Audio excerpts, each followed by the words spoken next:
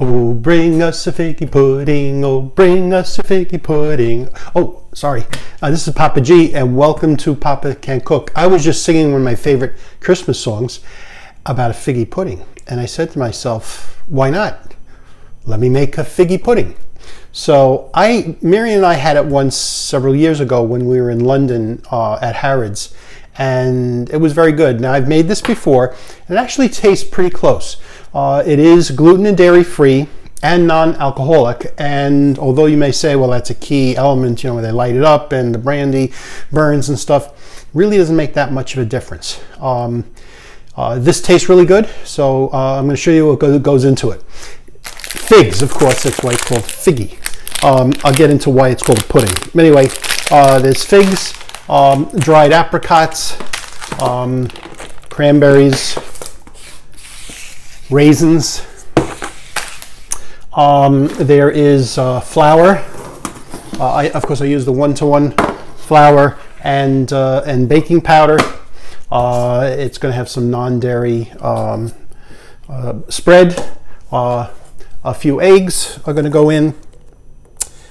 Brown sugar. Breadcrumbs. These are gluten-free. Just make sure you get the breadcrumbs that are not the Italian flavored, because that just doesn't go with it. You got to get the plain breadcrumbs. And then a bunch of flavorings. Vanilla. There's a rum extract. The vanilla actually substitutes well for the brandy, and the rum, of course, for the rum that would go in there. And we're supplementing this with an equivalent amount of water, so the liquid stays the same.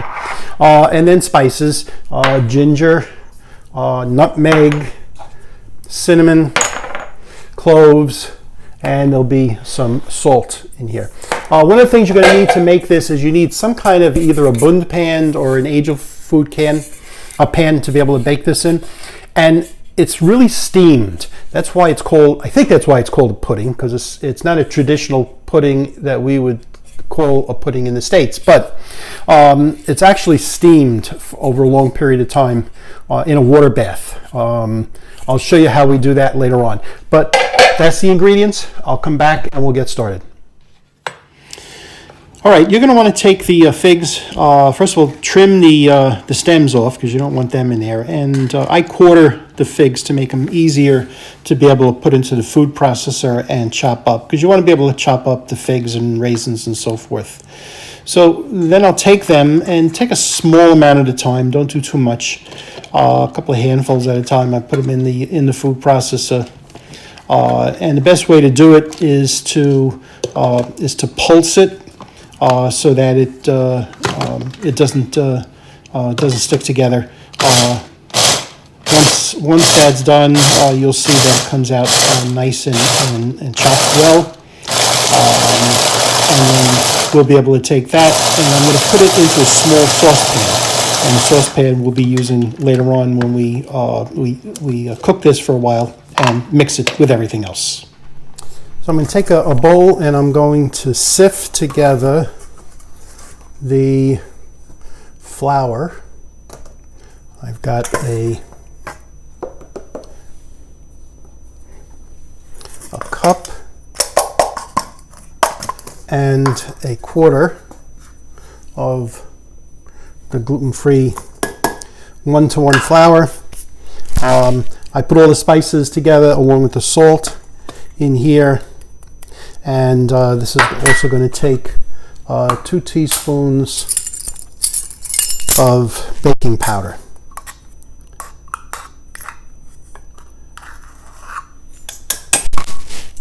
Okay, sift that together. So now in a separate bowl, I've put the eggs and the melted and cooled butter. Whisk them together. I'm adding in the brown sugar and the plain breadcrumbs, and I'm going to mix them as well as I can with the whisk, and then we're going to combine everything and I'll be back. I put the chopped figs, raisins and cranberries in a small saucepan. This was the liquid with the extracts, the flavoring extracts. I'm going to put that in here, I'm going to let this come to a strong simmer and let it simmer for about 5 minutes. And then it'll cool down, and then we'll mix everything together. Fig mixture, which has cooled down a bit, I'm going to fold that into the egg, sugar, and dairy-free topping mixture. And let me get rid of the whisk because I don't really use the whisk anymore. Okay, stir that up a bit. Add in the flour mixture, and try and keep it in the pan.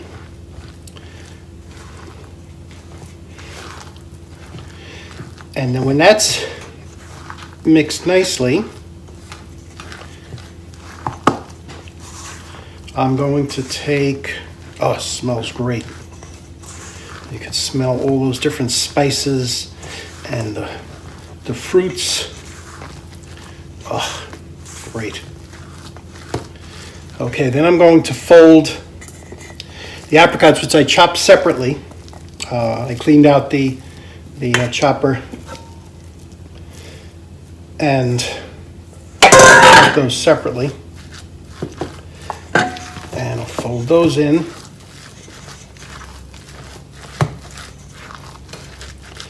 Make sure everything is, again,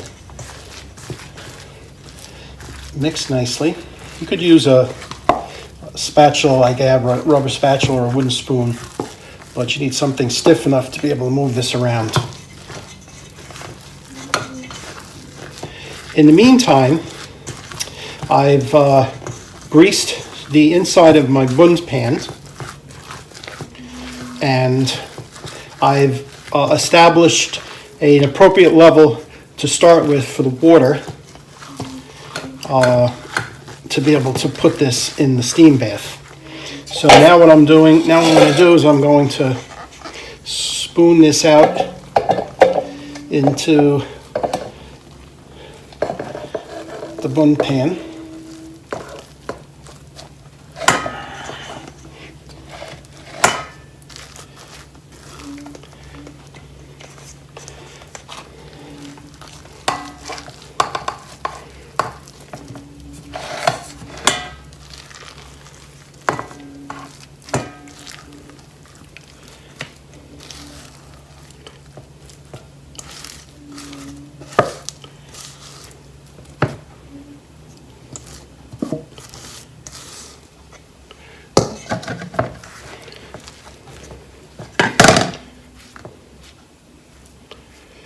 Okay, level it out.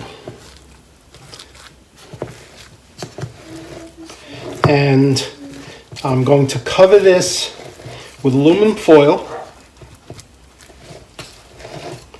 Just smooth it out nicely, because this is going to be the bottom of the figgy pudding, so you want it to be level.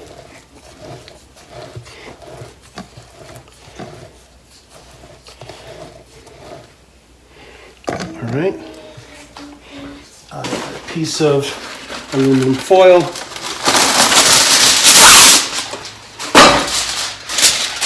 Cover that tightly.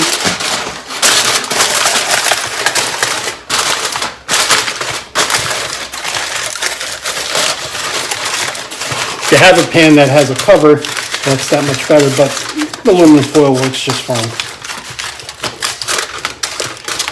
Great. Now I'm going to put this back in the pan.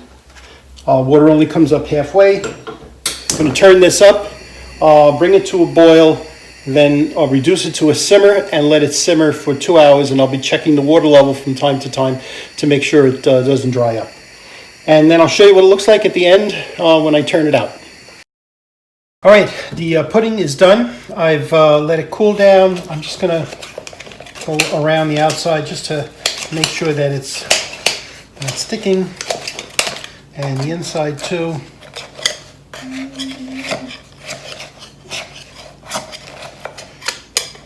All right, now I'm going to take the plate, I'm going to flip it over, and there is our figgy pudding.